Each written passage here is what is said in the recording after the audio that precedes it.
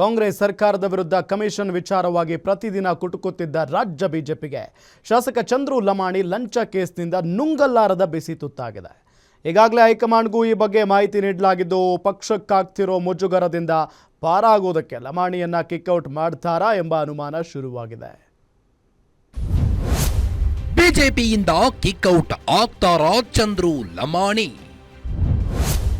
ಮುಜುಗರದಿಂದ ಪಾರಾಗುತ್ತಾ ಕೇಸರಿ team? ಲೋಕಾಯುಕ್ತಕ್ಕೆ lock ಆಗಿರೋ ಚಂದ್ರು ಲಮಾಣಿ ವಿರುದ್ಧ ತನಿಖೆ ಜೋರಾಗಿದೆ.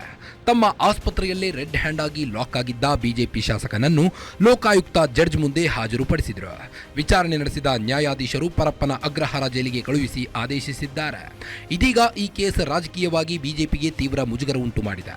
ಹಾಗೆ ಬಿಜೆಪಿ ಹೈಕಮಾಂಡ್ ಈ ಘಟನೆ ಬಗ್ಗೆ ವರದಿ ಪಡೆದಿದ್ದು, ಅದನ್ನ ಪರಿಶೀಲನೆ ನಡೆಸಿ ಚಂದ್ರು ಲಮಾಣಿಯನ್ನ ಪಕ್ಷದಿಂದ ಉಚ್ಚಾಟನೆಯಾಗಬೇಕು ಬೇಡವೋ ಅನ್ನೋದು ನಿರ್ಧರಿಸಲಿದೆ. ಇಂದು ಬೆಳಗ್ಗೆ ವಿಧಾನಸೌಧದ ವಿಪಕ್ಷ ನಾಯಕರ ಕೊಠಡಿಯಲ್ಲಿ ರಾಜ್ಯಾಧ್ಯಕ್ಷ ವಿಜಯೇಂದ್ರ, ವಿಪಕ್ಷ ನಾಯಕ ಅಶೋಕ್, ಇಬ್ಬರು ನಾಯಕರು ಲಮಾಣಿ ವಿಚಾರವಾಗಿ ಮಹತ್ವದ ಚರ್ಚೆ ನಡೆಸಿದ್ದಾರೆ.